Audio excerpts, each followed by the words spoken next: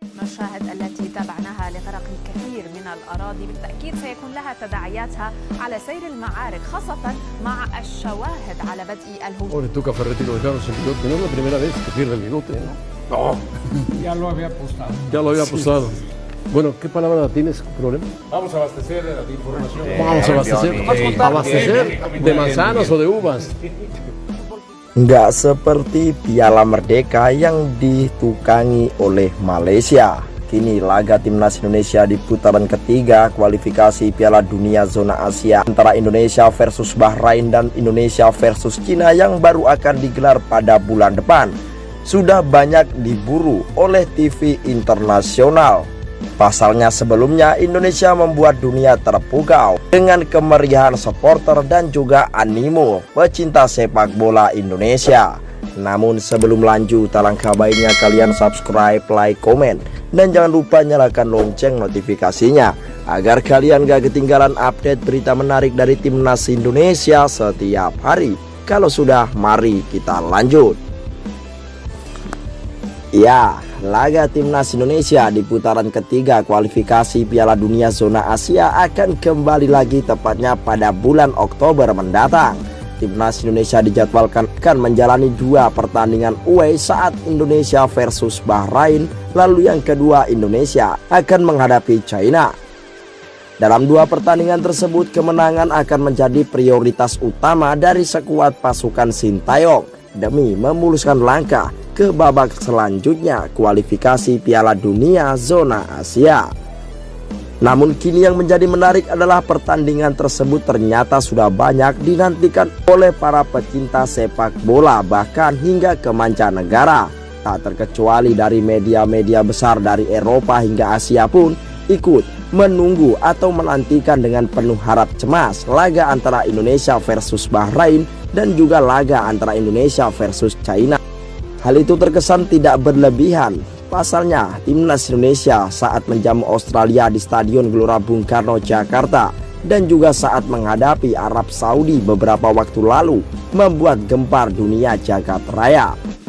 Ya, siapa lagi kalau bukan supporter dan juga lagu terbaik di dunia saat ini, lagu Indonesia Raya. Supporter timnas Indonesia seperti berada di sudut dunia manapun. Lihat saja saat Indonesia menghadapi Arab Saudi, bahkan separuh dari stadion Arab Saudi berisi oleh supporter dari timnas Indonesia. Apalagi timnas Indonesia saat menjalani laga tandang, tepatnya saat bertanding di Stadion Gelora Bung Karno, Jakarta. Full memerah dan juga mengerikan, itulah kata yang pantas untuk menafsirkan bagi para tamu yang hadir di Stadion Gelora Bung Karno, Jakarta untuk menghadapi Indonesia.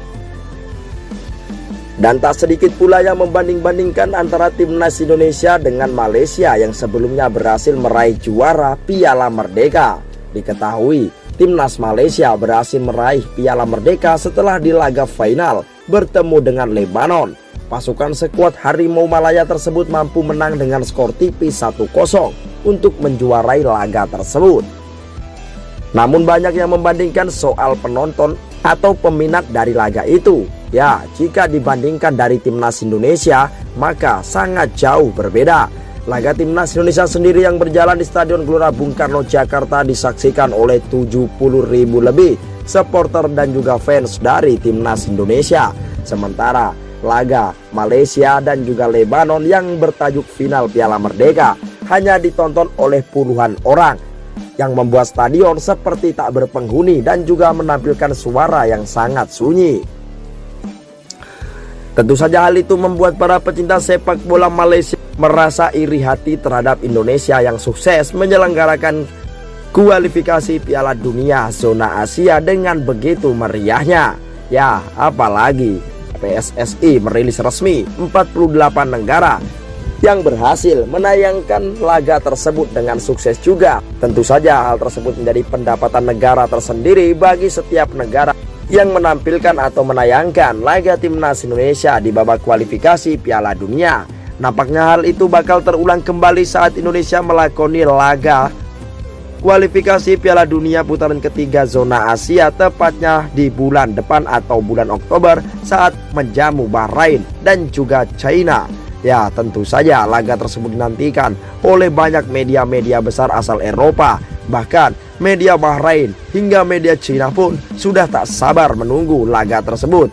Pasalnya laga tersebut membuat keuntungan atau income dari beberapa media besar cukup naik drastis. Tak seperti yang dialami oleh Malaysia, sepi penonton dan hanya disiarkan oleh televisi lokal. Jadi bagaimana menurut kalian soal ini? Berikan tanggapan kalian.